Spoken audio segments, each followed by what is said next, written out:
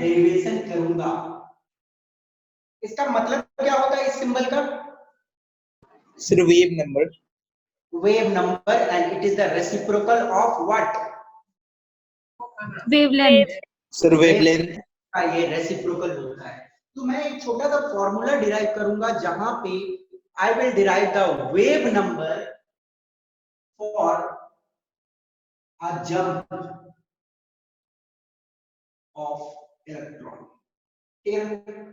मतलब इलेक्ट्रॉन मानो एक हायर एनर्जी लेवल E1 से एक लोअर एनर्जी लेवल E2 में जब जंप करता है, मानो यहाँ पे इलेक्ट्रॉन है वो जंप करके यहाँ पहुंचता है, तो रेडिएशन बाहर की ओर निकलेगा कि रेडिएशन एब्जॉर्ब होगा? एमिट होगा। Sir, emit होगा। एमिट होगा। एमिट होगी, और इस रेडिएशन जो एमिट हुई है यहाँ पे, इसका हम लोग वेव नंबर निकालेंगे। और लास्ट क्लास में हल्की इसकी डिस्कशन हो चुकी, फिर भी हम लोग देखेंगे। यदि if I will talk of the energy of this one, तो मैं लिख सकता हूं -30.6 Z² by n² electron volt. किसी को कोई दिक्कत? इसको मैं लिख रहा हूं n²। Any problem? ये एनर्जी का फॉर्मूला होता है ना, -13.6 Z² by n² electron volt. इस एनर्जी लेवल को मैं मान रहा हूं n2। ओके, इसको मैं मानता हूं n1, तो और इसको मैं लिख देता हूं बेटा E1 लिख देता हूं, इसको लिख देता हूं।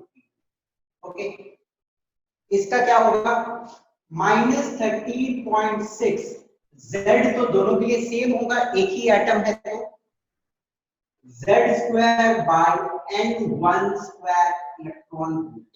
ओके, अब यदि मैं इन दोनों का डिफरेंस निकालता हूं एनर्जी का, तो this difference of energy will be equal to the energy of this और नॉट, ट्रू और फॉल्स? इन दोनों का जो एनर्जी का डिफरेंस होगा, क्या वो डिफरेंस इसके एनर्जी के बराबर होगी? यस या no? True. Yes. True sir. Yes, इसके एनर्जी के डिफरेंस के बराबर इसकी एनर्जी होगी। तो I can write del E, the energy difference of this two, del E is equal to E2 minus E1। बोले तो higher energy level minus lower energy level. Okay, और मैं इसको लिखूंगा तो कैसे लिखाएगा? -13.6 Z² by n2² minus minus plus. Okay, plus 13.6 Z² by n1²। Okay, दोनों में इलेक्ट्रॉन वोल्ट है तो इलेक्ट्रॉन वोल्ट भी लिख देता हूं साथ। ओके, मैं कॉमन निकालता हूं इसमें से 13.6 Z², दोनों में कॉमन निकाल सकता हूं मैं, तो ये आ जाएगी 1 by n2² minus, okay minus होगा कि प्लस होगा? प्लस, यहां पे माइनस आएगा बेटा, ठीक है ना, प्लस है तो माइनस आएगी, -1 by n2² plus 1 by n1² electron volt. इसको मैं इस तरह भी लिख सकता हूं 13.6 Z² by 1 by n1² minus n2²। Okay, electron volt. किसी को कोई दिक्कत नहीं होना चाहिए, समझ। Okay, energy del E, it is the energy of this photon, it is equal to what? Hc by lambda, है कि नहीं? तो मैं लिख सकता हूं यहां पे del E is equal to Hc by lambda which is equal to this one। Okay, अब यहां पे एक इंपॉर्टेंट चीज आपको गौर करनी है, 13.6। ओके, और यदि मैं Hc को नीचे भेज देता हूं, यहां से मैं Hc को यदि नीचे भेज देता हूं, okay, by Hc, okay, 13.6 Hc इलेक्ट्रॉन वोल्ट। ओके, मैं इसको एक स्पेशल नाम दूंगा, that is known as R।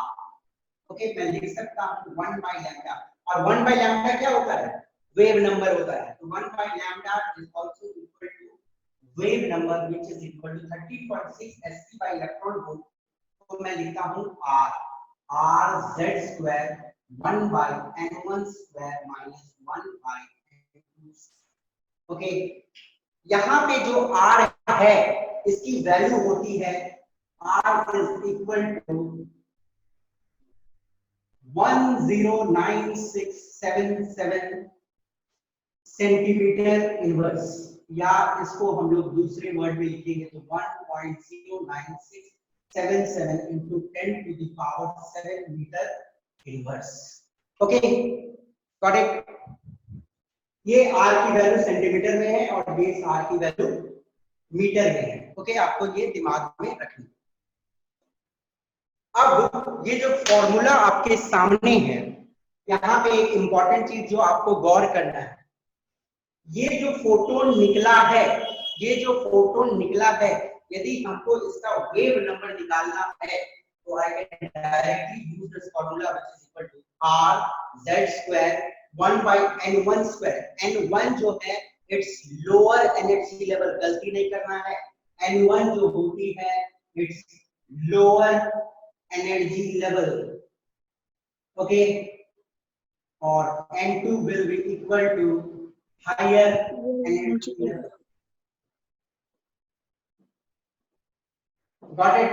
तो ऐसी गलती आपसे नहीं होनी चाहिए, यहाँ पे बहुत बच्चे क्या कर देते हैं, हायर एनर्जी लेवल को लिख देते हैं। नहीं, पहले आपका लोअर एनर्जी लेवल लिखाएगा फिर minus higher energy level. Okay, एक बार इसको देख लो, किसी को कोई डाउट तो मुझसे पूछो। Okay,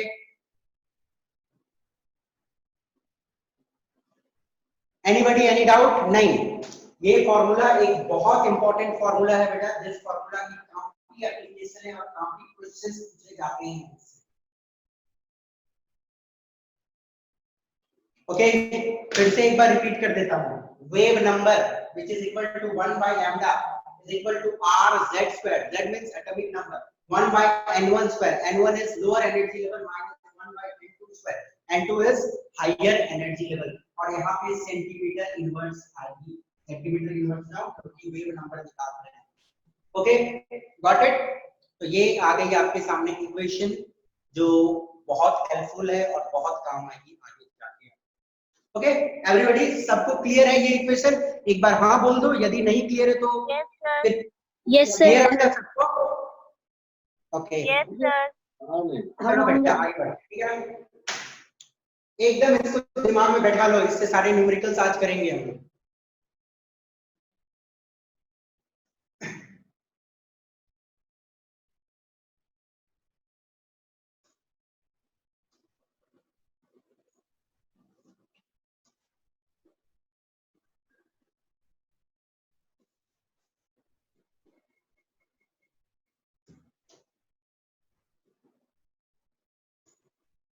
The next topic that I am going to touch is spectral lines of atomic hydrogen. Spectral lines of atomic hydrogen.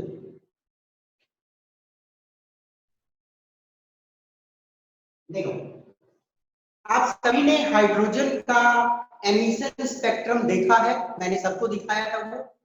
तो हाइड्रोजन से जो जो रेडिएशंस निकलते हैं उन सब के बारे में हम अभी पढ़ेंगे कि वो किस टाइप के होते हैं, विजिबल होते हैं, इंफ्रारेड होते हैं, अल्ट्रावायलेट होते हैं।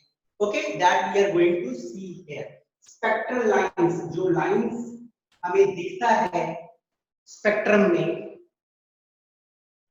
हाइड्रोजन से जो निकलता है वो किन किन रीजन में गिरेगी, हम लोग उसको पढ़ने वाले।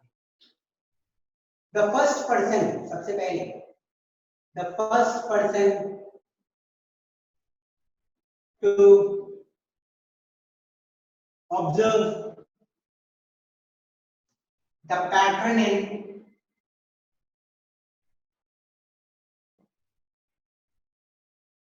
Hydrogen spectrum was a Swiss mathematician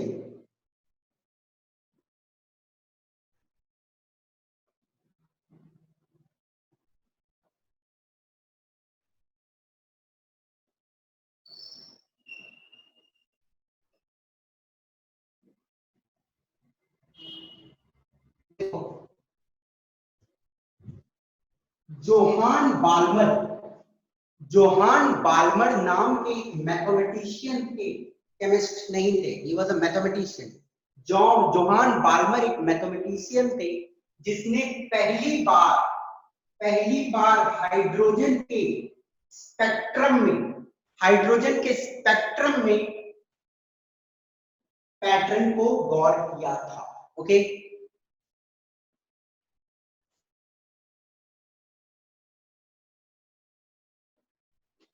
ध्यान से सुन लो फिर से।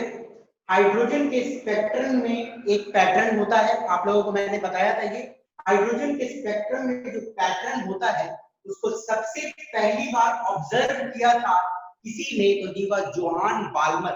ओके, और जोहान बाल्मर स्विट्जरलैंड के मैथमेटिशियन थे और इन्होंने एक इक्वेशन दिया था इन लाइंस के लिए, जो लाइंस आते हैं हाइड्रोजन के स्पेक्ट्रम में। Wave number of visible lines, उन्होंने सिर्फ विजिबल लाइंस के लिए दिया था ये equation. Okay, wave number of visible lines will be equal to 109677 1 by 2 square minus 1 by n square centimetre inverse. Okay, इसको आप ऐसे भी लिख सकते हो 1 by लैम्डा। तो जो हमारे जोहान बाल्मर थे उन्होंने इक्वेशन दिया वेव नंबर का, this one is the equation, ठीक है ना। उन्होंने क्या बोला, ध्यान से सुनिए। उन्होंने बोला कि जब एक इलेक्ट्रॉन हायर लेवल से सेकेंड एनर्जी लेवल पे गिरेगा, सेकेंड एनर्जी लेवल मतलब सेकेंड ऑर्बिट पे गिरेगा, तो आपको विजिबल लाइंस मिलेंगे। कैसे लाइन मिलेंगे? विजिबल लाइंस मिलेंगे। उनका क्या बोलना था, फिर से सुनो ध्यान से। हायर एनर्जी लेवल से यदि सेकेंड एनर्जी लेवल पे कोई भी इलेक्ट्रॉन गिरेगा तो जो रेडिएशन निकलेगी वो विजिबल रेज रहेगी। ओके, फॉर विजिबल रेडिएशन, और वो विजिबल रेडिएशन को हम लोग बोलते हैं बाल्मर लाइंस और बाल्मर सीरीज लाइन।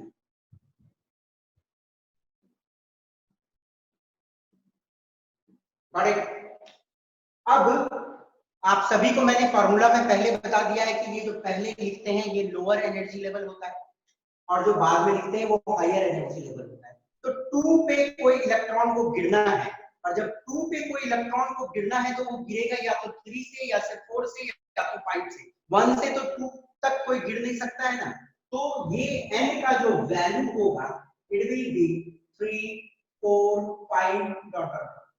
ओके, तीसरा एनर्जी लेवल से दूसरा एनर्जी लेवल पे गिरेगा, चौथा एनर्जी लेवल से दूसरा पे, पांचवा से दूसरा पे, छठा से दूसरा से, इंफिनिटी से दूसरा से के। तो आपको कौन से रेज मिलेंगे? विजिबल रेडिएशंस मिलेंगे, और उन विजिबल रेडिएशंस को हम बोलेंगे बाल्मर लाइंस या बाल्मर सीरीज लाइंस।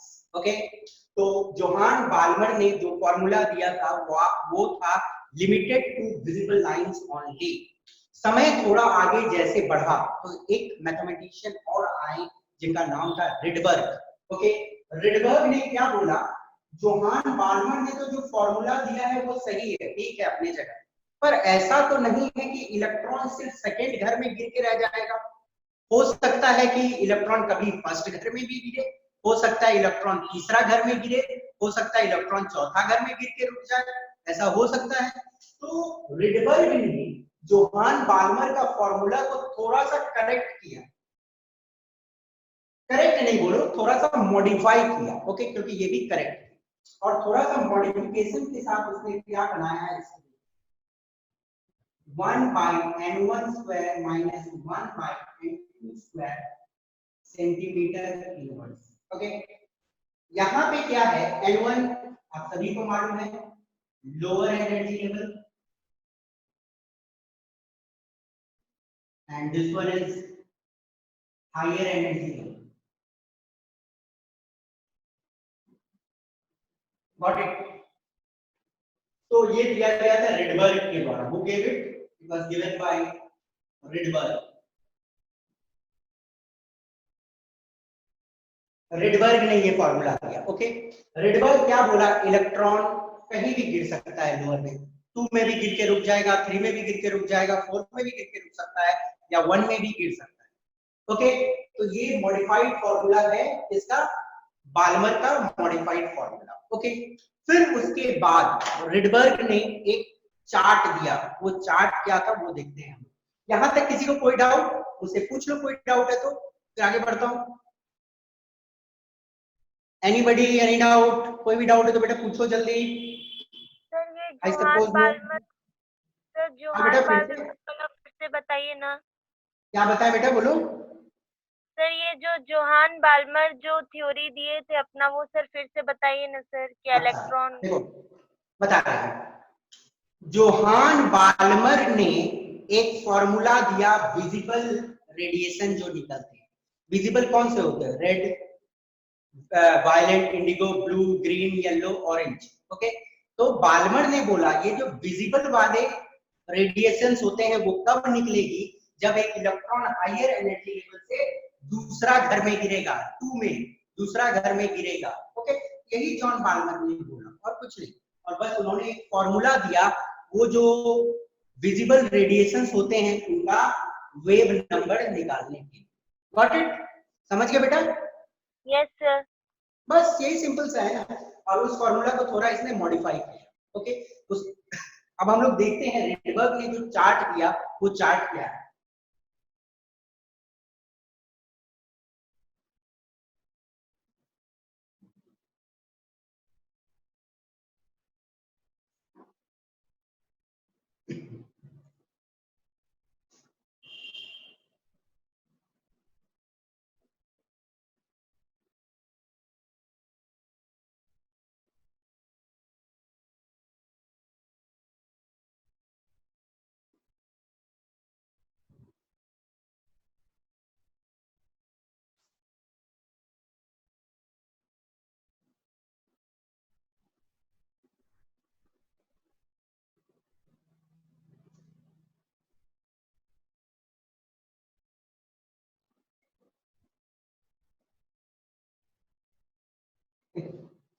रिडबर्ग ने एक चार्ट दिया था, वो चार्ट क्या है ध्यान से देखिए।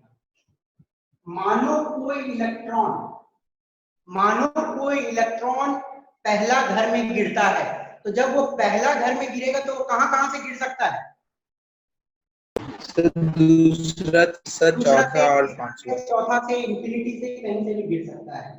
दूसरा, तीसरा, चौथा, dot dot dot dot infinity से गिर सकता है। ओके, यदि कोई इलेक्ट्रॉन पहला एनर्जी लेवल में गिरता है तो आपको जो रेडिएशंस मिलते हैं that is ultraviolet radiation, UV radiation, ultra violet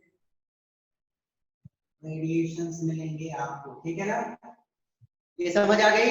यदि कोई इलेक्ट्रॉन पहला एनर्जी में गिरेगा, ओके, तो कहां कहां से गिर सकता है? दूसरा, तीसरा, चौथा, इंफिनिटी कहीं से भी गिर सकता है। ओके, वो जो रेडिएशन बोलेंगे अल्ट्रा वायलेंट रेडिएशन।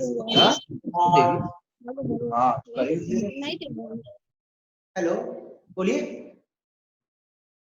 ना, पहला घर में जितने सारे रेडिएशन निकलेंगे उन सारे रेडिएशन को हम लोग बोलेंगे लाइमन की रेडिएशन, या लाइमन सीरीज रेडिएशन, या Lyman series lines. Okay, got it?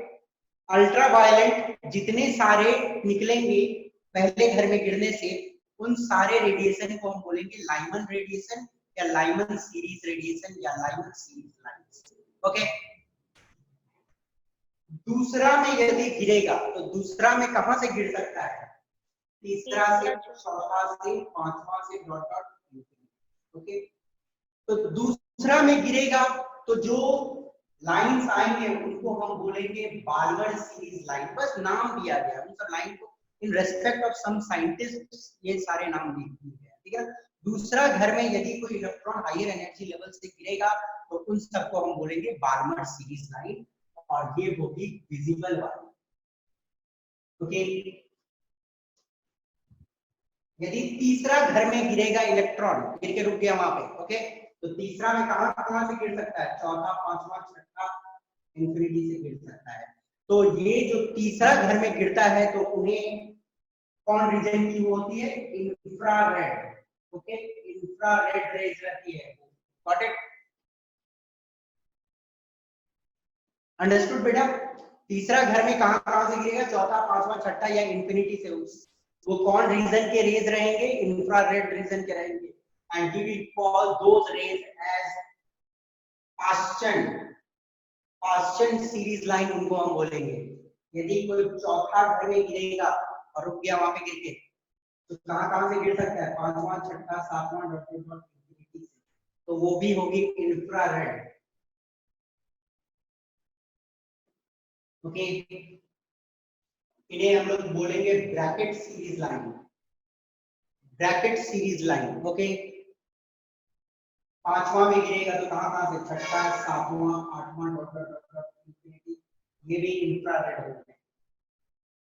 What it, इसे हम लोग बोलेंगे पी फंड, पेफंड सीरीज लाइन।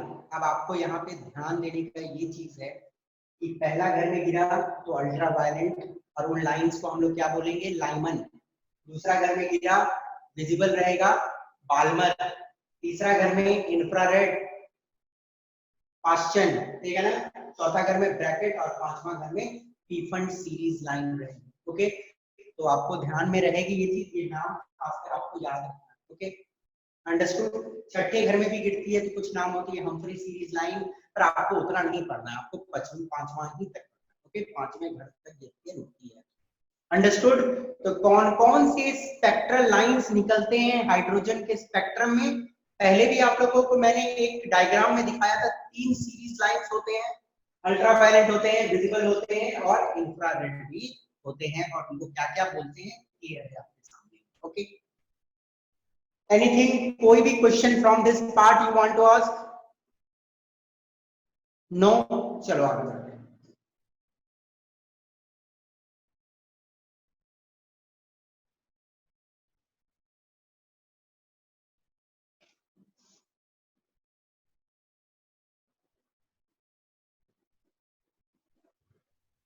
देखो ध्यान से,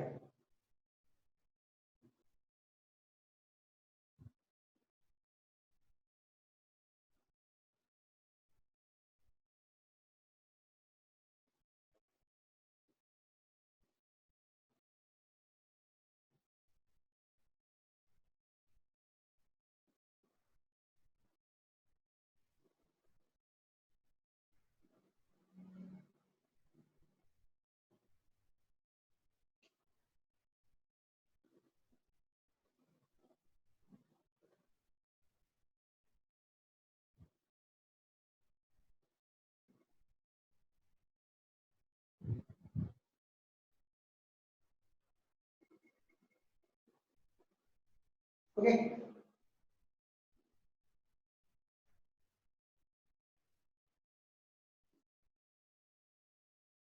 dot dot dot dot dot option.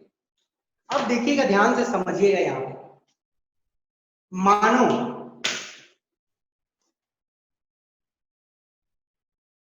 एक इलेक्ट्रॉन यहां से यहां गिरा, ठीक है, एक इलेक्ट्रॉन यहां से यहां गिरा, अंडरस्टूड। तो वो कौन से घर में गिर रहा है, ground sir state, first ground ground state. Ground state में गिर रहा है। अच्छा, आप लोग को ये मालूम है ना, ये मैं ज्यादा क्यों रखा हूँ, ये कम क्यों रखा, ये थोड़ा कम, ये और कम, ये और बहुत कम क्यों हो गया, मालूम है ना सबको? Yes sir. क्योंकि एनर्जी गैप जो होती है, पहला दूसरा का बहुत ज्यादा होता है, दूसरा तीसरा का और कम, तीसरा चौथा का और कम, चौथा पांचवा का और कम, पांचवा छठा सातवां आठवां और कम होते चले, ठीक है। यदि दूसरा घर से पहला घर में कोई इलेक्ट्रॉन जंप करता है तो कौन से लाइन मिलेंगे, sir UV rays. Yes, ultraviolet लाइवन। फिर यहां से भी गिर सकता है, यहां से भी गिर सकता है, यहां से भी गिर सकता है, तो आपको मिलेगी लाइमन। ये वाली कौन सी हो जाएगी, लाइमन। ओके, अब मानो यहां गिरा, यहां गिरा, यहां गिरा, ओके, ये वाले कौन से होंगे? Sir, Visible Balmer. lines. Visible. Balmer. Balmer series line होंगे या विजिबल लाइन होंगे। बेटा डायग्राम उतना अच्छा नहीं है, फिर भी आप लोग समझ सकते हो, ठीक है। बाल्मर होगा, यदि तीसरा में गिरता है तो Infrared. Infrared. Passion. आस्टेन, Passion. चौथा में गिरेगा तो ब्रैकेट, फिर पी फंड, ऐसे ही। ओके, अब देखो मैं उतना क्लियर डायग्राम तो नहीं बनाऊंगा, पर एक बात आपसे पूछूंगा। मैं इसको रेड कलर का बना दिया और ये सचमुच रेड होता है, क्यों बता सकते हो आप? यदि तीसरा घर से दूसरा घर में गिरा तो मैंने इसको रेड कलर का बनाया और ये सचमुच रेड ही होता है। जब तीसरा घर से दूसरा घर में कोई इलेक्ट्रॉन जंप करता है तो रेड कलर की लाइट निकलती है। क्यों रेड कलर की लाइट निकलती है, क्यों नहीं वायलेट निकलता है? बोलो सर क्योंकि क्योंकि Sir, red color का रेड कलर का एनर्जी सबसे कम होता है, ठीक है ना। देखो ये एनर्जी सबसे कम है ना, इन दोनों के बीच की एनर्जी सबसे कम है कि नहीं? और इन दोनों में ये लाइन को देखोगे तो एनर्जी और ज्यादा है ना क्या, और इसको देखोगे तो और एनर्जी ज्यादा क्या है, समझ गए? तो बोलने का मतलब रेड की एनर्जी सबसे कम होती है, इसलिए तीसरा से जब दूसरा में आता है तो रेड लाइंस निकलते हैं, ठीक है ना। अब मुझे एक बात बताओ, यदि हम लोग गौर करें तो नेक्स्ट ये वाला कौन सा लाइन हो सकता है? orange. ऑरेंज हो सकता है, Orange हो सकता है sir. Orange. हो सकता है, ठीक है ना, क्योंकि एनर्जी गैप बढ़ती चल जाती है फिर। और दिस इज द, यही मैं आपको यहाँ से बताना चाहता था कि एनर्जी गैप हमेशा ध्यान देना, ठीक है ना। यदि यहाँ से यहाँ इलेक्ट्रॉन जंप कर रहा है तो एनर्जी उसका कम होगा कंपेयर टू दिस वन की ज्यादा होगा? Sir, कम होगा sir. सर कम होगा। इसका एनर्जी ज्यादा होगा क्योंकि हायर एनर्जी लेवल से डायरेक्ट यहाँ डायरेक्ट आता है, समझे? यहाँ से यहाँ डायरेक्ट आ रहा है तो इसका एनर्जी ज्यादा होगा कंपेयर टू इसका एनर्जी। ओके, समझ गए इस बात को? इस लाइन में मैं यही चीज आपको दिखाना चाहता हूँ। Got it?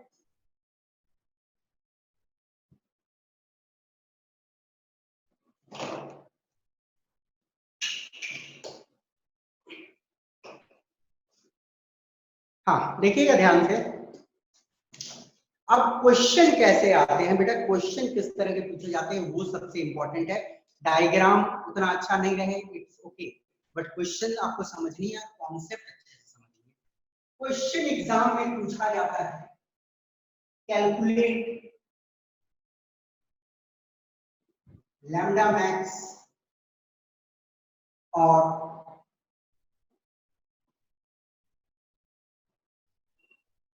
लैम्डा मिन, ठीक है ना। पूछा जाता है एग्जाम में लैम्डा मैक्स या लैम्डा मिन कैलकुलेट कीजिए। ओके, अब इसे ध्यान से समझ लो, समझ जाओगे तो रटने की जरूरत नहीं पड़ेगी। एनर्जी का फॉर्मूला क्या होता है? hc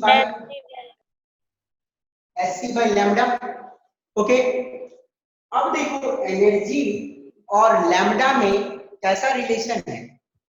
इनवर्स रिलेशन है, डायरेक्ट है? Inverse. Inverse sir. रिलेशन है। ओके, तो यदि लैम्डा का वैल्यू मैक्सिमम होगा तो एनर्जी का वैल्यू क्या होगा? Minimum. मिनिमम। ये आपको समझ आ गई? Got it? अब मानो आपको एग्जाम में बोल दिया गया कि लाइमन सीरीज का लैम्डा मैक्स निकालिए। ओके, लाइमन सीरीज का लैम्डा मैक्स निकालने आपको बोला गया। ओके, तो एनर्जी क्या होना चाहिए? मिनिमम होना चाहिए। ओके, और लैम्डा सॉरी एनर्जी क्या होना चाहिए? मिनिमम होनी चाहिए। लाइमन लाइन हमें कब मिलती है? जब कहां जंप करता है? कौन सा घर में जंप करता है तो लाइमन लाइन मिलती है? So ground state. Ground state. First पहला घर में गिरता है या ग्राउंड स्टेट, पहला घर में गिरता है तो हमें लाइमन सीरीज लाइन मिलते हैं। और लाइमन सीरीज लाइन का मिनिमम एनर्जी कब होगा? जब So second से first to one. से जंप करेगा। सेकंड से फर्स्ट स्टेट। ठीक है ना, सेकंड से फर्स्ट। मानो देखो ये लाइन है, ठीक है ना, ये n1 है और ये n2 है और ये n इंफिनिटी। ओके, यहां से जंप करेगा तब उसकी एनर्जी मिनिमम रहेगी, यहां से जंप करेगा तब उसकी एनर्जी मिनिमम रहेगी। n2 से जंप करेगा तब उसकी एनर्जी मिनिमम रहेगी, समझे? तो जब आपको लैम्डा मैक्स निकालने बोला जाए तो आप कहां से कहां का जंप निकालोगे? n1 में जाएगा, n1 से 1 में, और कहां से वो जंप करेगा? 2 से 1 में। क्लियर है? यदि आपको बोलेगा बार्मर सीरीज के लिए निकालने के लिए, Barmer series lambda max, n2 का वैल्यू क्या होगा, n1 का वैल्यू क्या होगा? 3 होगा n2 का वैल्यू और n1 का N1 का वैल्यू 2 होगा। और n1 का सर वैल्यू सर n1 का वैल्यू सर 2 सर 2 और n2 का वैल्यू 3 सर। क्वेश्चन 4 3 4 and 3 4 और 3। यस। तो ऐसे आप तो पूरे का निकाल सकते हो, ब्रैकेट का, प्रीफंड का, सबका निकाल सकते हो। क्लियर? अब यदि आपसे बोला लैम्डा मिन निकालने के लिए फॉर अ सीरीज, तो लैम्डा मिन क्या हो जाएगा? एनर्जी को क्या होना पड़ेगा? मैक्सिमम। तब लैम्डा मिन होगी, कोई दिक्कत? एनर्जी मैक्सिमम होगा तब ना लैम्डा मिनिमम होगा। तो यदि आपको लाइमन के लिए निकालने बोला लैम्डा मिन, तो बताओ n2 का वैल्यू क्या होगा और n1 का वैल्यू क्या होगा? Sir n2 infinity n2 sir का वैल्यू N2 infinity। और n1 इंफिनिटी से कूदेगा तो एनर्जी का वैल्यू सबसे N1 को ज्यादा 1। है। और कहा 1। बार्मर का सर n2 इंफिनिटी है N2 infinity। N1 2। समझ गए, सब समझ गए, ठीक है? ओके, तो ये दिमाग में कॉन्सेप्ट रहेगी ना, देखो भूलना मत। लैम्डा मैक्सिमम है तो एनर्जी मिनिमम है, और एनर्जी जब मिनिमम होगा तो सबसे सामने वाले घर से कूदना है। ओके, ये दिमाग लगाना है। और एनर्जी मैक्सिमम है तो सबसे दूर वाले घर से कूदना है, और सबसे दूर से आपको कोई बोले कि सबसे दूर से कूदो धरती के ऊपर, तो कहां से कूदोगे? इंफिनिटी से। कहां से? आसमान से कूदोगे ना। बोलेगा सबसे दूर से धरती पे कूदना है तो आसमान से कूदना है। ओके, तो आसमान का मतलब इंफिनिटी से कूदना है, सबसे दूर की एनर्जी मैक्सिमम। बट चलिए,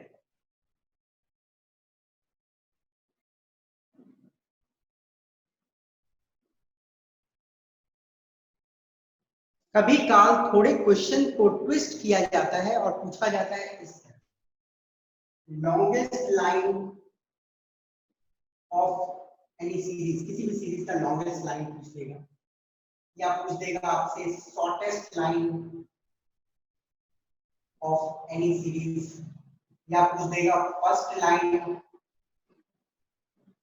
ऑफ एनी सीरीज, या लास्ट लाइन और लिमिटिंग लाइन। ओके, क्वेश्चन को कभी काल वर्ड्स को घुमा देता। देखो ये कॉन्सेप्ट भी नहीं है, कॉन्सेप्ट तो बच्चे के दिमाग में रहता ही है, और ये वर्ड्स नहीं मालूम रहेगा तो बच्चा गलती कर सकता है।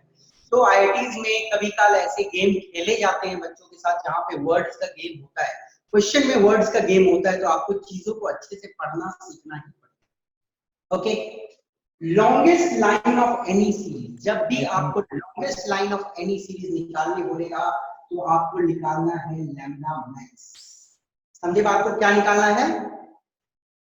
Lambda max. और लैम्डा मैक्स मतलब एनर्जी क्या होगी? मिनिमम। मिनिमम एनर्जी निकालनी है। मिनिमम एनर्जी मतलब सबसे सामने वाला घर से कूद रहा होगा। Shortest line of any series, जब shortest line of any series बोलेगा लैम्डा लैम्डा मिनिमम। मिनिमम निकालना है और एनर्जी मैक्सिमम। Maximum। हाँ, यस, एनर्जी मैक्सिमम निकालनी है। Okay, first line of any series बोलेगा तो first lambda line maximum. Lambda maximum और energy minimum. Minimum। Last line और लिमिटिंग लाइन निकालने बोलेगा तो लैम्डा मिनिमम। Minimum और maximum। ओके, तो ये आपको कॉन्सेप्ट दिमाग में रखना है, ऐसे लिखो मैक्स मिन इस तरह याद करके रख सकते हो। ओके, वेरी सिंपल है, एकदम दिमाग में बैठा के रखना है, ठीक है। चलो अब एक छोटा सा क्वेश्चन देता हूं इससे बनाने के लिए, एक बार देख लो इसको, सबने देख लिया? ओके, फॉर्मूला भी लिख दे रहा हूं ताकि फॉर्मूला भी किसी बच्चों को याद ना हो तो कर सकते। Are Z square 1 by n1 square minus 1 by n2 square, okay, this one is the formula, ठीक है। अब क्वेश्चन देता हूं आपको,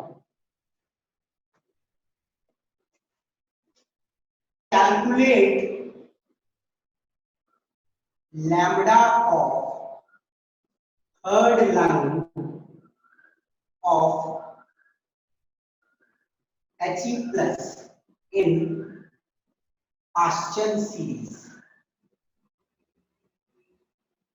चलो बनाओ, कॉन्सेप्ट लगाना है। देखो, यदि आप बोलते हो कि सर न्यूमेरिकल नहीं बन रहा है हमसे, तो आपकी थ्योरी में फॉल्ट है, आप थ्योरी को करेक्ट करो। चलो जल्दी बनाओ, ये कौन बच्चा बनाता है, जल्दी बनाइए। इन टर्म्स ऑफ आर ही आंसर दे सकते हो आप।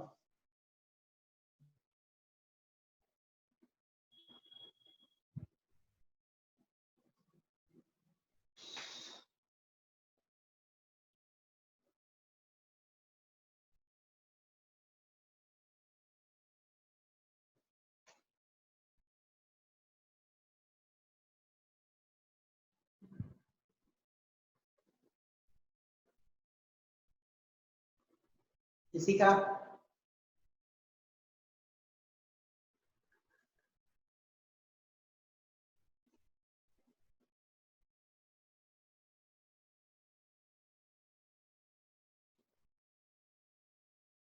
Sir, R minus 5 by 36. बोलिए, आर माइनस 5 by 36. ओके, देखते हैं, ठीक है, शायद नहीं है आंसर।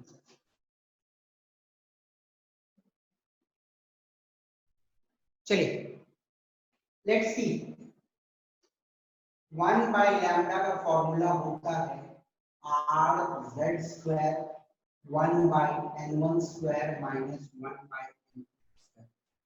ओके, तो 1 by lambda is equal to R, R को तो आर ही रहने देते हैं, और हीलियम है, देखो बच्चे गलती कर देते हैं, हाइड्रोजन का बार बार पढ़ा दिया जाता है तो Z तो दिया जाता है 1 मान के हम Z को हटा देते हैं, पर हीलियम है आपको 2 तो लेना पड़ेगा ना, हाइड्रोजन हीलियम, तो it will be 2 square by 1 by n1 square.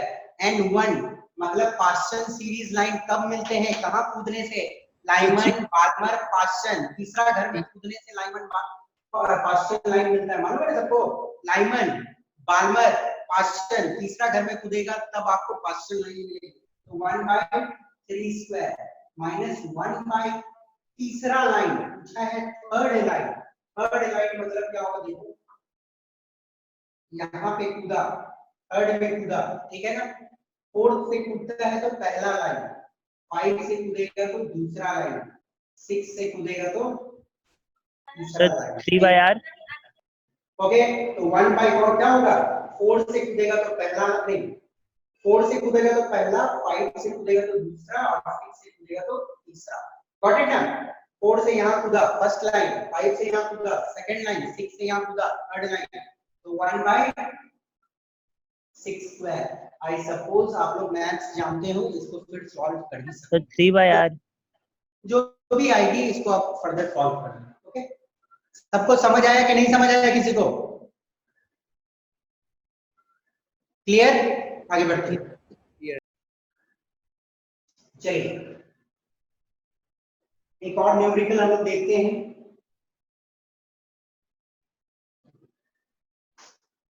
An absorption spectrum of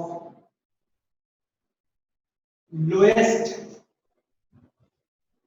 energy in hydrogen atom। Option है आपके पास N1 1 2 N1 2 N1 3 sorry, N1 3 2 N2 infinity N1 5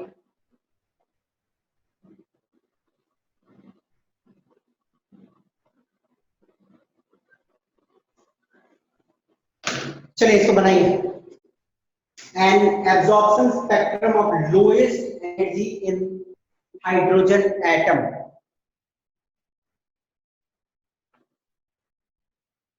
sir first सिर्फ फर्स्ट वाला सर। फर्स्ट वाला चलिए देखते हैं हम बट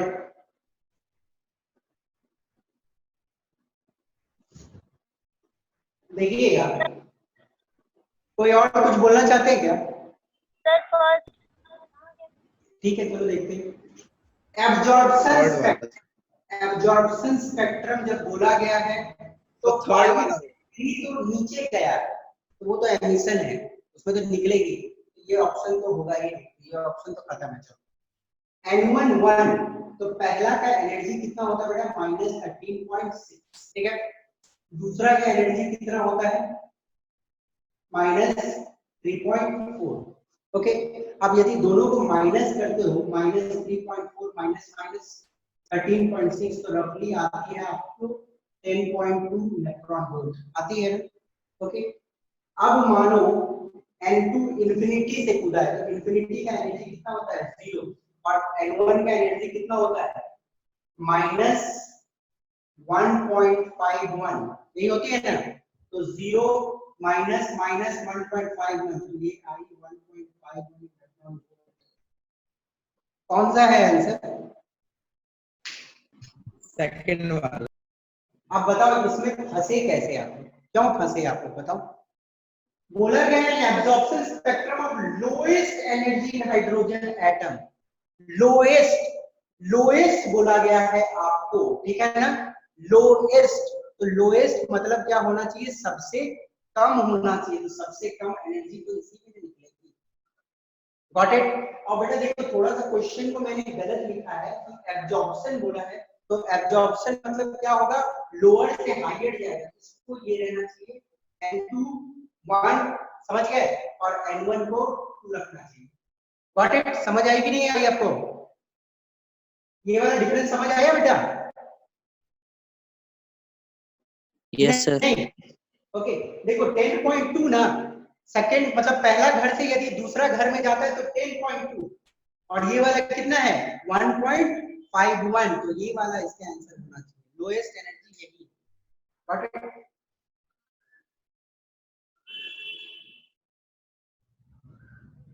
चलो अब हम लोग नेक्स्ट टॉपिक देखेंगे that is number of spectral lines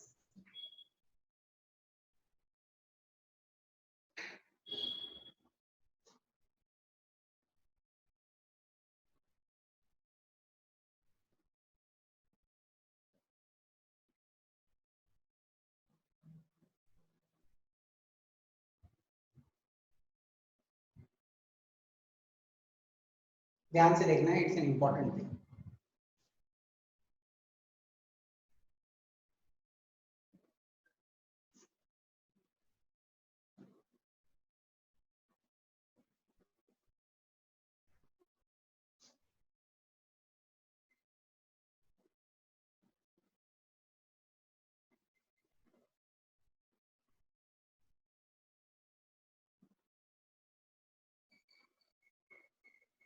देखिएगा एक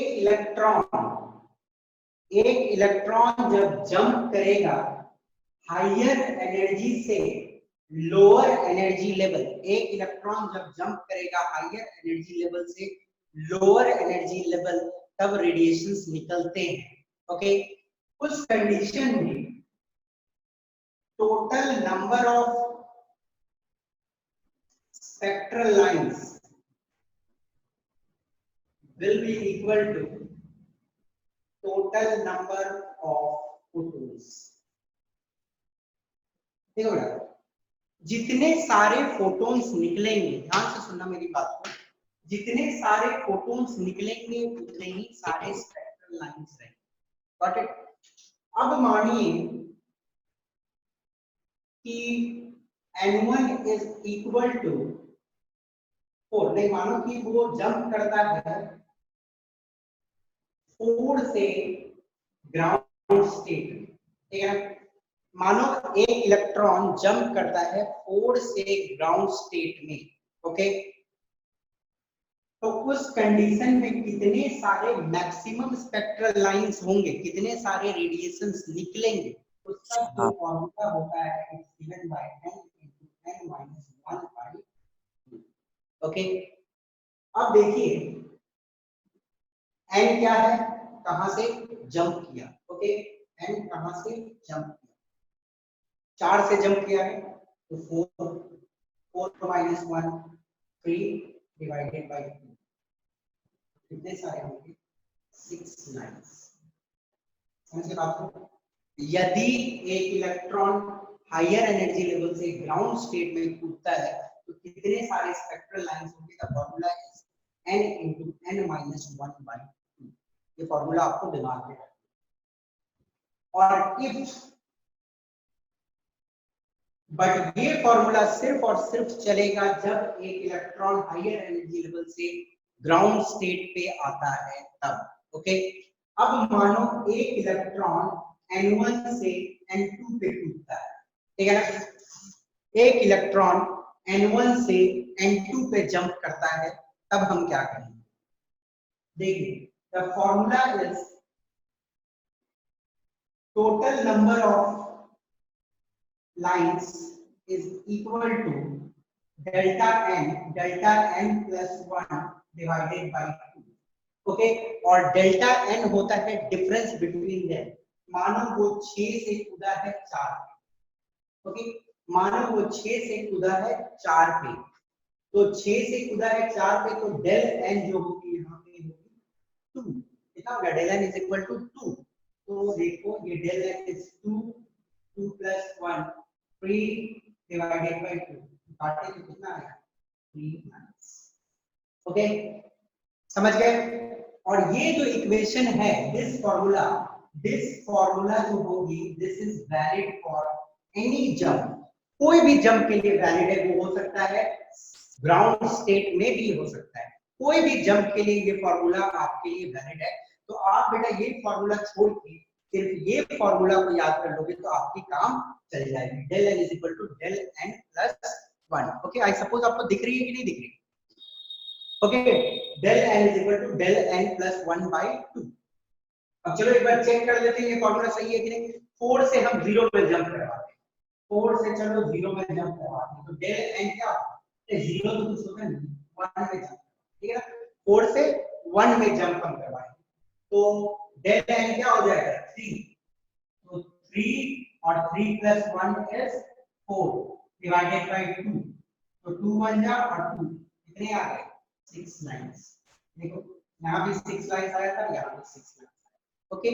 पर देखो कभी काल यदि आईआईटीज में क्वेश्चन पूछा जाता है कि what would be the formula for the number of spectral lines when an electron jump from higher energy level to lower energy level, और मानो ये वाला फॉर्मूला वो नहीं दिया, तब तो आप कंफ्यूज हो जाओगे। इसलिए आपको दिमाग में ये फॉर्मूला को भी रख लेना है, ठीक है ना। Formula is n minus 1 by 2 special for ground state jump, ठीक है ना। और this one is valid for any jump. और यदि ये ऑप्शन नहीं रहा आपके एमसीक्यू में तो ये ऑप्शन रहेगा तो आप मार्क्स करेंगे, इसलिए ये वाला बताया, वरना आप इसको रट लोगे तो आपकी सारी काम निकल जाएगी। Got it. तो ये तो कहानी हुआ इसकी। किसी को कोई दिक्कत इसमें बेटा, किसी को कोई दिक्कत इसमें सर नहीं सर। नहीं।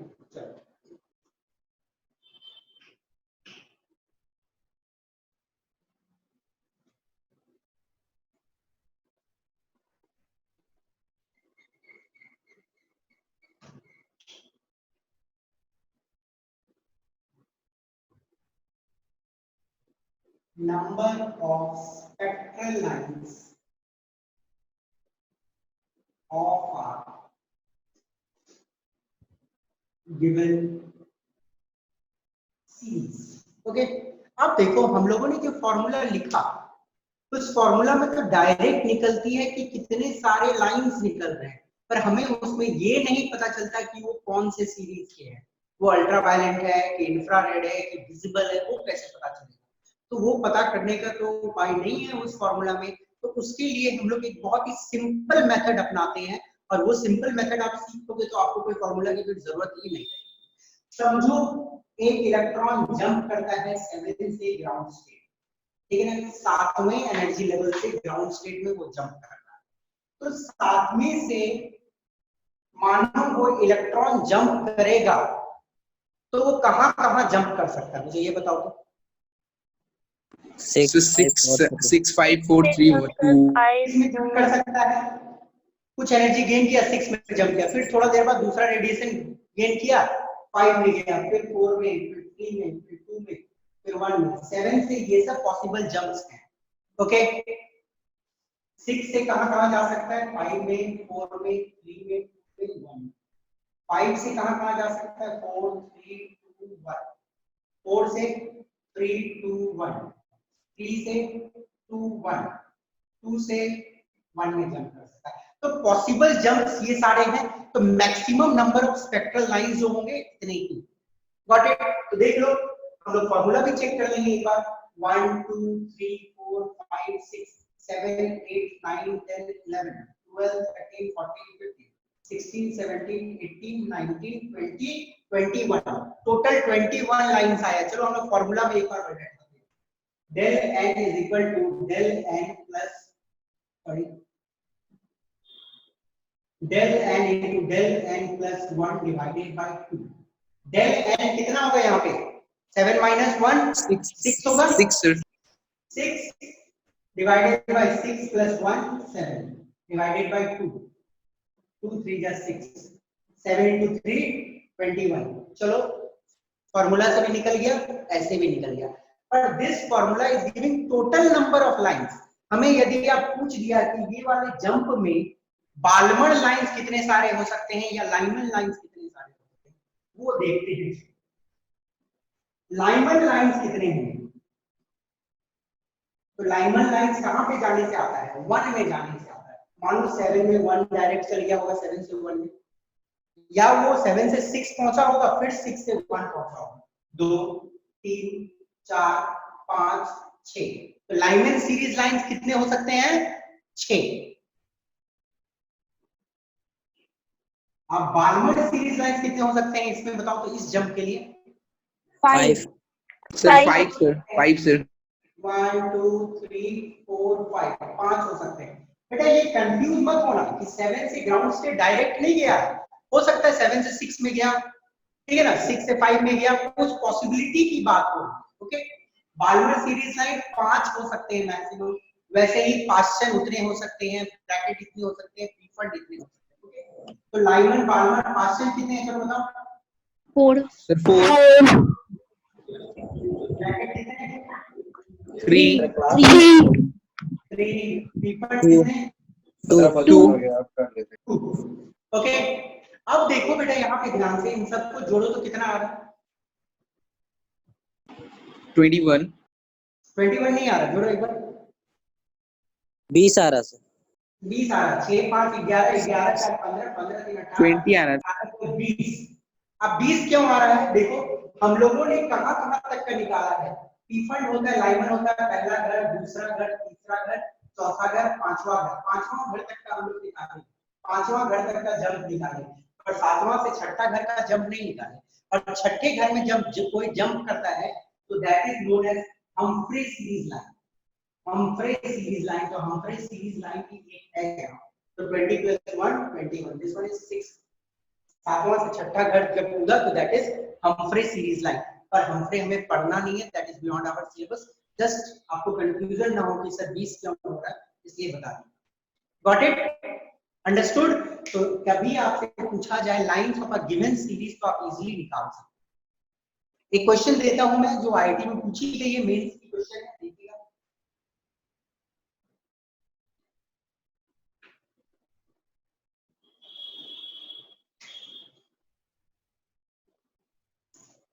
Number of visible lines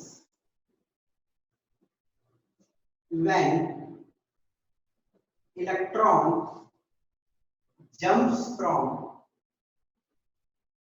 fifth energy level to ground state in a hydrogen atom. Okay, option दे देता हूं आपको 5, 4, 3, 10.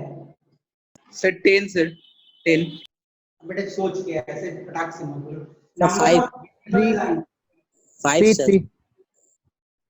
अरे बना लो यार, डायरेक्ट बोले क्या जरूरत है, बना के तो देखो. पांचवा एनर्जी लेवल से जंप करेगा तो पांचवा से कहां जंप कर सकता है? 4, 3, 2, 1. 4 से 3, 2, 13, 1. 3 से 2, 1. 2 से 1. तो विजिबल कौन सा घर में कूदने से आता है? 4 कौन से घर में? Second sir ground second sir. तो कितना आंसर होगा इसमें? 3 3. तो कौन बोला था 10?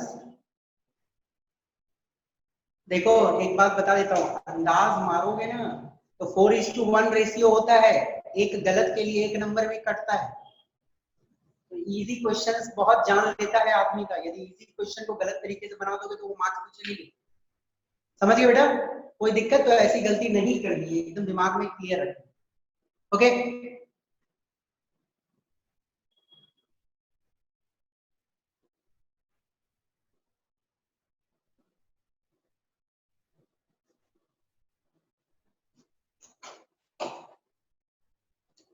चलिए.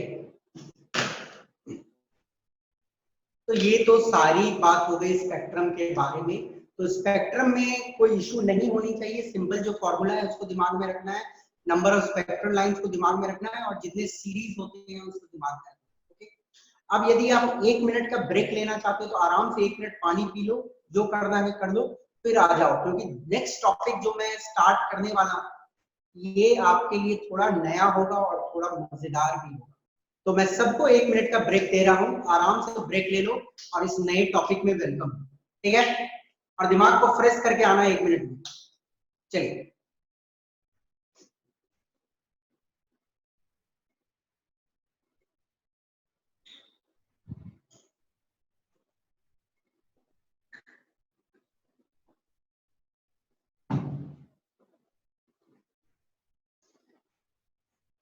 चलिए 1 मिनट नहीं हुआ, थोड़ा सा बात हो जाए आप लोगों से. पढ़ाई लिखाई कैसा चल रहा है आप लोग का? थोड़ा स्क्रीन हैंग होगा, ठीक है ना? मैं पूछता हूँ. अर्पित कुमार 11, कैसा चल रहा है आपका पढ़ाई? अर्पित, अर्पित आपको मेरी आवाज सुनाई दे रही है क्या? नहीं. दीक्षा, दीक्षा आपको मेरी आवाज सुनाई दे रही है क्या? Yes sir. पढ़ाई कैसे चल रहा है बेटा? सर अच्छा चल रहा है सर. अब तो आप बता दिए जैसे तो वैसे सर कर रहे हैं तो अच्छा है. ओके आदित्य 1 मिनट आप चुप हो जाना, 2 मिनट. ठीक है ना? ये गैलेक्सी 7696 कौन है बेटा? जिसने अपने मोबाइल में नाम रखा है ना उसको ब्लॉक कर दिया जा सकता है. प्लीज अपने नाम को एंटर करो. गैलेक्सी 76, गैलेक्सी मोबाइल किसका है यहाँ पे? मंजीत सर, इस बच्चे को हम वेटिंग में रखे थे मगर ये कन्वर्ट नहीं कर पा रहा है, तो थोड़ा इसको गाइड कर दीजिए ना, इसलिए हम इसको इंटर करके दिए. गैलेक्सी देखिए आप सुनिएगा बेटा कि जहाँ पे आप अपना आईडी डालते हो ना, जिस जगह अपना आईडी डालते हो तो उसके नीचे में आपको नाम लिखने का जगह होगा. तो वहीं पे आप एंटर करो अपने नाम. ठीक है ना? जहाँ पे आप आईडी डालते हो उसके नीचे ठीक नाम डालने की जगह है, तो वहां पे आप अपना नाम डालो. ठीक है? लवानिया आपका पढ़ाई कैसे चल रहा है बेटा? Yes sir. समझ आ रही है कि नहीं समझ आ रही है? यस सर, आ रहा है. आ रहा है ना? न्यूमेरिकल्स बन रहा है कि नहीं बन रहा है? Yes sir. बन रहा है. Yes sir. And next is कौन, किनसे बात करूं? मानसी कॉर्पोरेट सेंटर, कैसा चल रहा है आपका पढ़ाई बेटा? ठीक चल रहा है सर, अच्छा चल रहा है. समझ आ रही है केमिस्ट्री की नहीं आ रही है? सर आ रही है समझ. कि बोरिंग लग रहा है? सर आ रही है. अच्छा ठीक है. नेक्स्ट सुभजीत, बेटा सुभजीत यस सर. समझ आ रही है कि नहीं आ रही है? आ रही है सर। ओके, मेहनत करना है बेटा। ओके, इसी तरह लगे रहना है। चलिए, बहुत ज्यादा बात हो गया, अब हम लोग पढ़ाई का। कोई भी डाउट हो, देखो बेटा एकदम नॉर्मल क्लास जैसा समझो, जो बोलना है बोलो, एकदम नहीं समझ आती तो खुल के बोलो।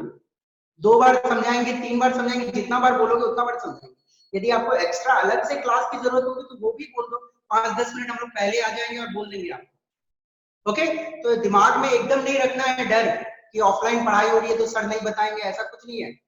बताएंगे बेटा, हर कुछ जो पूछोगे वो बताना है यहाँ पे। ओके,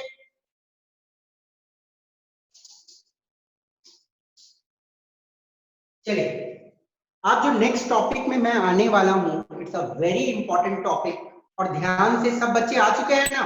चलिए, it's towards quantum mechanical model of an atom. देखिएगा, ये जो ऊपर में लिखा हुआ है उसको छोड़ दो। अभी जो हम लोग देखने वाले हैं उस मॉडल में क्या है, अभी तक हम लोगों ने क्या पढ़ा था?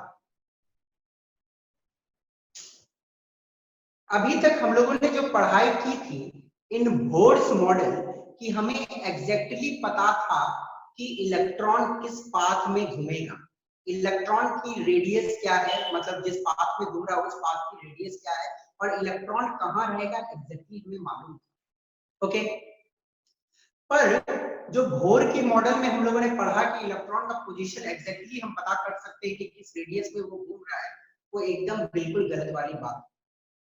अब जो मॉडल आया मॉडर्न समय में, वो मॉडल बोलता है कि ये तो इम्पॉसिबल है कि आप इलेक्ट्रॉन कहाँ पे रहेगा ये बता दो।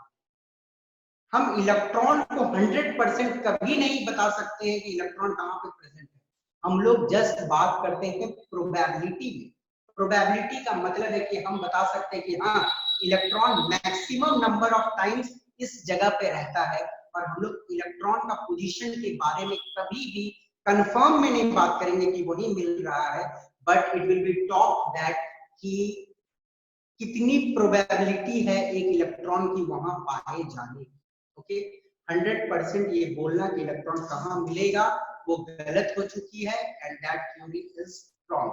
अब जिस थ्योरी की ओर हम आ रहे हैं वो थ्योरी में बात होगा कि इलेक्ट्रॉन कहाँ मिल सकता है, प्रोबेबिलिटी की हम बात करें। Okay, got it?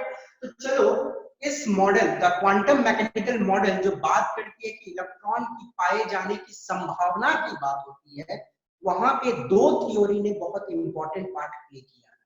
द पहला was dual behaviour of matter,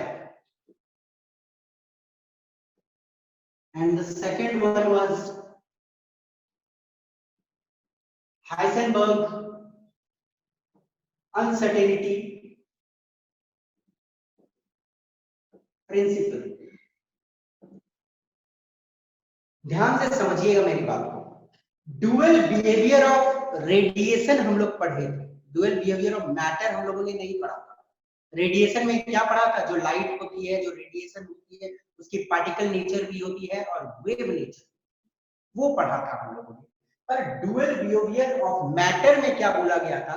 जो मैटर होती है उनके पास भी ड्यूअल नेचर, पार्टिकल नेचर और वेव नेचर मैटर के पास भी होती है। ओके, तो ये जो थ्योरी है ड्यूअल बिहेवियर ऑफ मैटर, ये दिया गया था बाय डी ब्रॉगली in 1924। 1924 में डी ब्रॉगली ने एक थ्योरी दिया था ड्यूअल बिहेवियर ऑफ मैटर, और ये थ्योरी क्या है देखिएगा ध्यान से।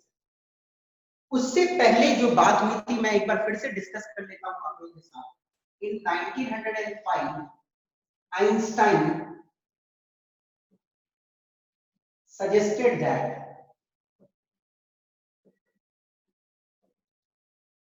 radiation have wave and particle nature. हम लोगों ने ये देखा था, आइंस्टाइन ने बोला था कि रेडिएशन के पास वेव और पार्टिकल नेचर दोनों होगी। रेडिएशन के पास वेव और पार्टिकल नेचर दोनों होगी। पर 1924 में डी ब्रॉगली ने क्या सजेस्ट किया? As per de Broglie, matter has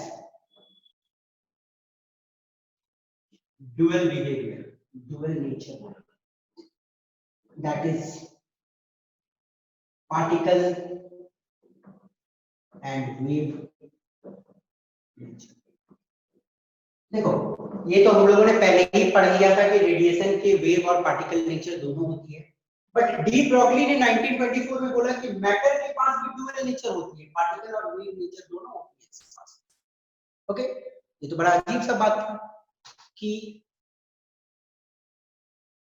एक पार्टिकल के पास वेव नेचर है और उसने एक फॉर्मूला दिया इसके लिए।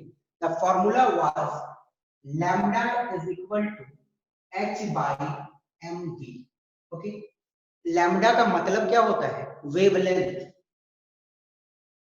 और वेवलेंथ किसकी प्रॉपर्टी होती है? वेव की प्रॉपर्टी, है ना।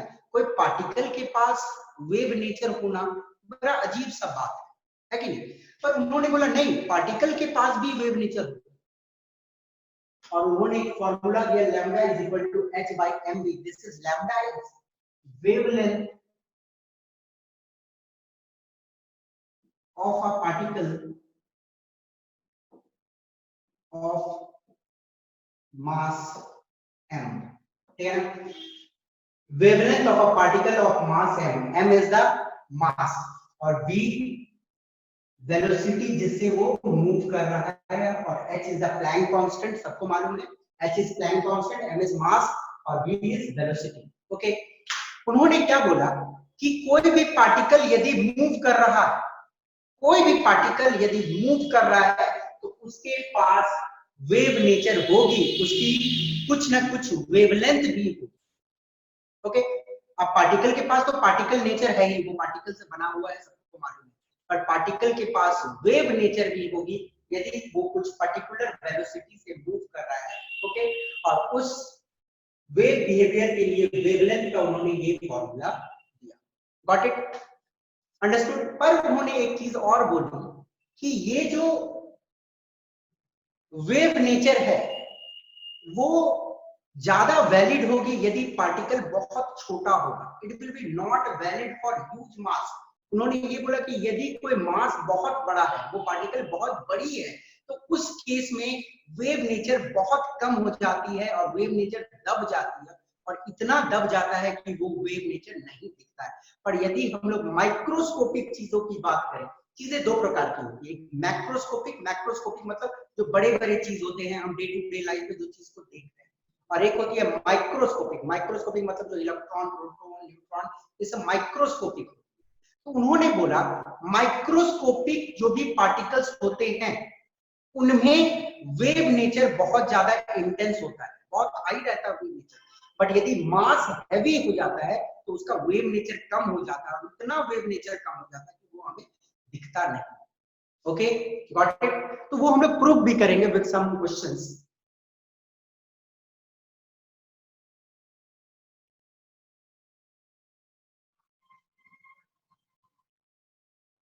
देखिएगा, आप सभी को मालूम है एज पर आइंस्टाइन,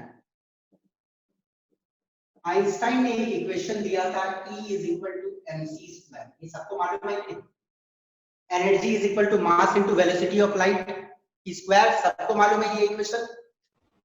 हम लोगों ने एनर्जी का और एक इक्वेशन पढ़ा है hc बाई लैम्डा। ओके, अब मैं क्या करता हूं, 1 और 2 को इक्वेट करता हूं, इक्वेटिंग 1 एंड 2, तो mc square is equal to hc by lambda. कट गया? कट गया।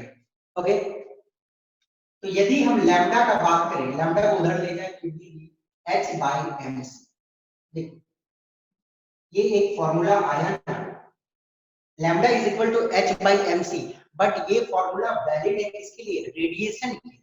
ओके, c क्या होता है? Velocity of light. Okay, velocity of light या वेलोसिटी ऑफ रेडिएशन, कोई भी इलेक्ट्रोमैग्नेटिक रेडिएशन की सेम वेलोसिटी होती है लाइट की। तो जो लैम्डा का फॉर्मूला था, देखो lambda is equal to h/mc, वैसा ही similar formula lambda h/mv।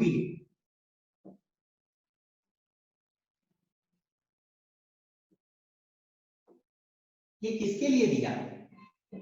Matter के लिए दिया, v इज वेलोसिटी। ओके, ये दोनों फार्मूला सेम है कि नहीं? सेम फार्मूला है। डी ब्रॉगली ने ये फार्मूला दिया मैटर के, lambda is equal to h/mv, और आइंस्टाइन ने जो फार्मूला डिराइव किया था रेडिएशन के लिए, lambda is equal to h, lambda is equal to h/mc, m is mass और c is velocity of light. c के जगह में जस्ट मैंने v लिखा, तो दोनों फार्मूला सेम है। तो रेडिएशन के केस में जो वेवलेंथ का फॉर्मूला है वही पार्टिकल के केस में रेडिएशन का फॉर्मूला है। और इस तरह डी ब्रॉगली ने बोला कि पार्टिकल के पास भी वेव नेचर होती है and it can be supported with this formula. Okay, और आपको मालूम है मास इनटू वेलोसिटी का मतलब क्या बोलते हैं? Momentum. Yes, very good, it's momentum. p से डिनोट करते हैं, और हम लोग इस फॉर्मूला को और लिख सकते हैं, lambda is equal to h/p। इस फॉर्मूला को लिखा जा सकता है, mv होता है, mv is momentum, lambda is equal to h/p। लिख सकते हैं कि नहीं लिख सकते? ओके, तो ये हो गई डी ब्रॉगली की इक्वेशन, जहां पे डी ब्रॉगली ने बोला कि मैटर तो पार्टिकल नेचर तो है ही उसके पास, साथ में उसके पास वेव नेचर भी है, और उस वेव नेचर के लिए उन्होंने formula lambda is equal to h by momentum। h is Planck constant and momentum तो मालूम है, मास into velocity. Got it? That's it, उतना डेप्थ में नहीं आना है।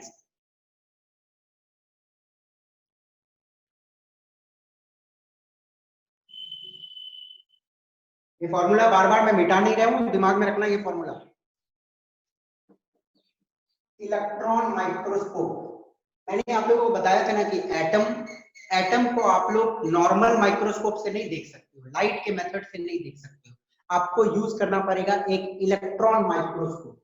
और electron microscope is based on, ये क्वेश्चन पूछा जाता है कभी कभी कि इलेक्ट्रॉन माइक्रोस्कोप किस प्रिंसिपल पे बेस्ड है? Electron microscope is based on the wave nature of electron। Electron के वेव नेचर के प्रॉपर्टी पे बनाया गया है इलेक्ट्रॉन माइक्रोस्कोप, ना कि पार्टिकल नेचर। ओके, कभी ये क्वेश्चन पूछी जा सकती है, इतनी डेप्थ में नहीं पूछी जाएगी क्यों और कैसे नहीं, आपसे जस्ट पूछा जाएगा इलेक्ट्रॉन माइक्रोस्कोप जो डिजाइन किया गया है इलेक्ट्रॉन के कौन से नेचर पे डिजाइन किया गया है? It's on wave nature of electron. और जो ऑर्डिनरी माइक्रोस्कोप होती है, ऑर्डिनरी माइक्रोस्कोप जो नॉर्मल वाले माइक्रोस्कोप होते हैं, is based on the principle of wave nature of light. Okay, ordinary microscope जो होती है वो वेव नेचर ऑफ लाइट के ऊपर बिल्ड की गई है, लाइट की वेव नेचर पे बिल्ड। ओके, एक बार ये क्वेश्चन पूछा गया है, मेंस की ही क्वेश्चन है कि किसने पहली बार ऑब्जर्व किया था और किस तरह ऑब्जर्व किया था वेव नेचर ऑफ इलेक्ट्रॉन? तो वो दो केमिस्ट थे, Davisson and Germer, observe the wave nature of electron through diffraction। okay,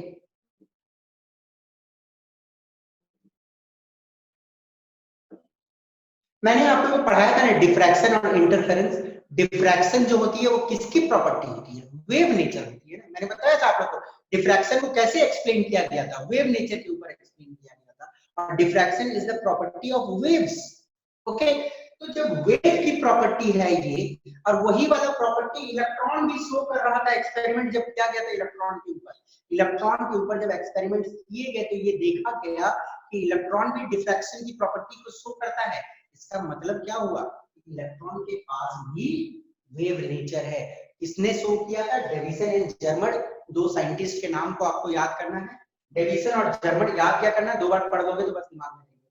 deviation और जर्मर ने वेव नेचर के बारे में बताया था इलेक्ट्रॉन का through diffraction pattern. Okay, got it, understood. और डिफ्रैक्शन क्या होता है मैंने आपको सिंपल में बताया हुआ है। इन डेप्थ डिफ्रैक्शन आप लोग वेव ऑप्टिक्स में पढ़ोगे, ओके, बट सिंपल जान लो डिफ्रैक्शन जो प्रॉपर्टी होती है वेव की प्रॉपर्टी होती है, that was shown by electron also in an experiment done by Davisson and Germer. Okay, तो ये आपको बस दिमाग में रखना, वेरी सिंपल, गॉट इट।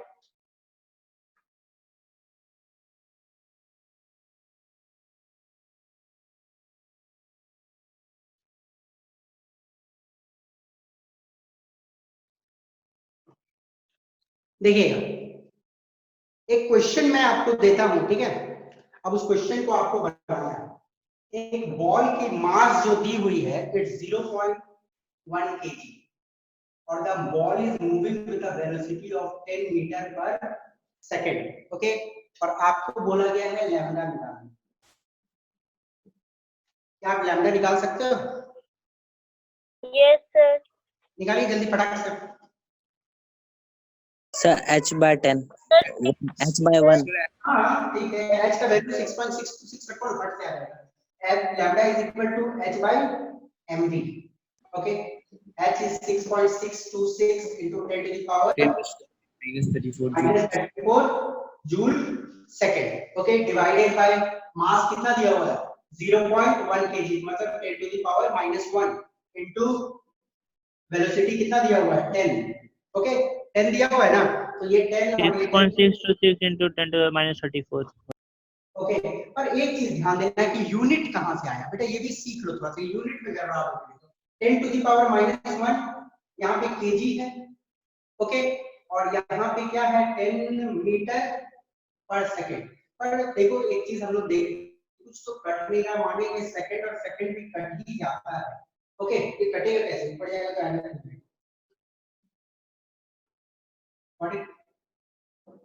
आपको ये ध्यान देना है कि यूनिट कहां से आ रहा है, यहाँ पे केजी है, मीटर पर सेकंड है, जूल पर सेकंड है, तो कट रहा है कहां से, तो यूनिट हमारे पास आ रही है, तो ये आपको ध्यान देना है, ओके।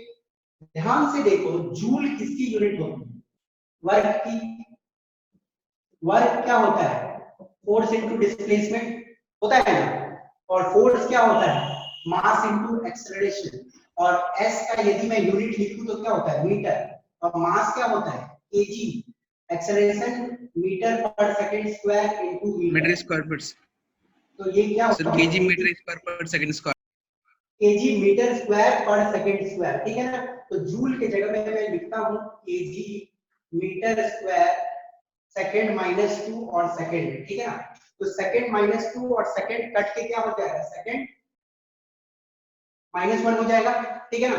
सेकंड -1 और सेकंड -1 कट गया ऊपर नीचे, ठीक है ना।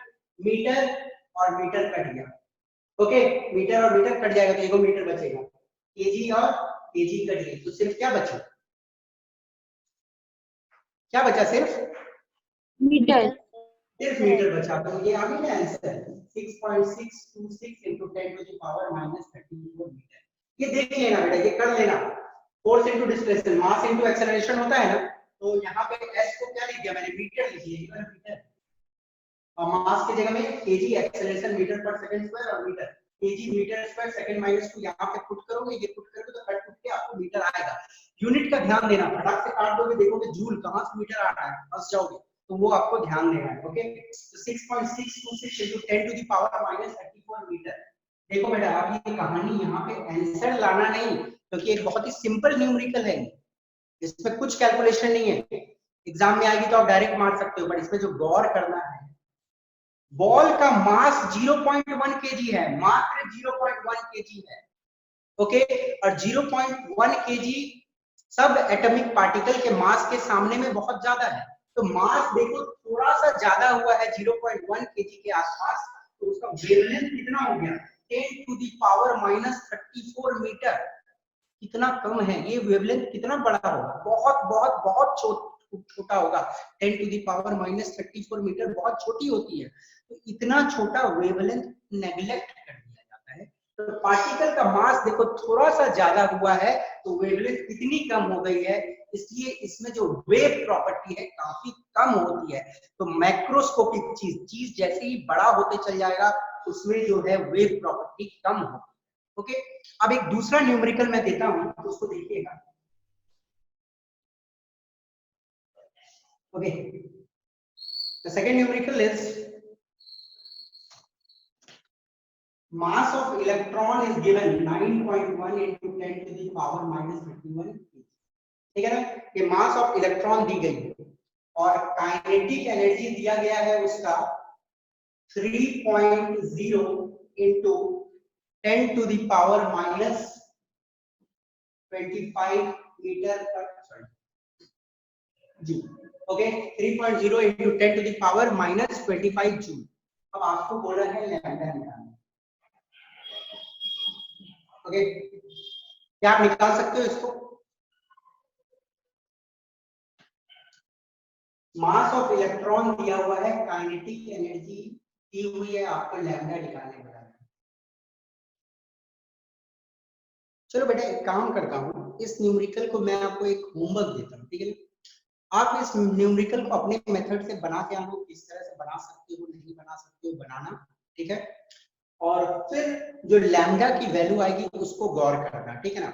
चलो मैं आपको आंसर एटलीस्ट बता देता हूँ। इसकी जो आंसर आएगी इट विल कम रफली, तो ये आंसर ध्यान में नहीं आ रहा है, इसकी आंसर आएगी 896.7 नैनोमीटर के आसपास की आंसर आती है। तो जो आंसर आती है that is quite a big value. Okay, बहुत छोटा वैल्यू नहीं है, इट्स अ बिग वैल्यू, और वो वैल्यू को इग्नोर नहीं किया जा सकता है। इसलिए जो वेव नेचर में जो छोटे चीज है, इलेक्ट्रॉन एक बहुत ही छोटा चीज है जिसकी मास बहुत कम होती है, इसकी आंसर रफली आती है 896.7 नैनोमीटर। ओके, आप इसको इग्नोर नहीं कर सकते, ये उतना छोटा वैल्यू नहीं है। ओके, भले 10 टू द पावर -9 में है, पर 10 टू द पावर -34 के सामने थोड़ा सा बड़ा है, तो 896.7 नैनोमीटर के वेवलेंथ को आप इग्नोर नहीं कर सकते हो। इसलिए हम लोग देखते हैं कि इलेक्ट्रॉन में भी कहीं ना कहीं वेव प्रॉपर्टी होती है। ओके, और ये इग्नोरेबल नहीं है, ये नोटिसेबल है। Got it? कि आप जो बात करते हो वेव नेचर की, यदि मास बड़ा होते चल जाता है तो वेव नेचर क्या होता है, कम होते चल जाता है मैटर में, और मास जैसे ही छोटी होती जाएगी आपकी वेव नेचर क्या है, बढ़ते जाएगी, है ना। यहाँ पे 896.7 नैनोमीटर, मीटर में यदि मैं लिखूं इसको into 10 to the power -9 metre आएगी, कुछ वैल्यू के साथ into 10 to the power -9 आएगी, और उसमें कितना आएगा 10 to the power -34। तो 10 to the power -34 एक बहुत छोटा वैल्यू है, तो उस केस में हम लोगों ने इग्नोर कर दिया था, पर ये केस में इग्नोर नहीं कर सकते, इतनी भी छोटी value, considerable value. Got it? तो wave nature is valid in particles also, but numerical को बना के लाना है और इस वैल्यू को भी निकाल के आना है। Okay, we will meet you in the next class. तब तक के लिए ये न्यूमेरिकल को मिनिमम आप बना के रखिएगा। Okay, so thank you for today. Video in the next class.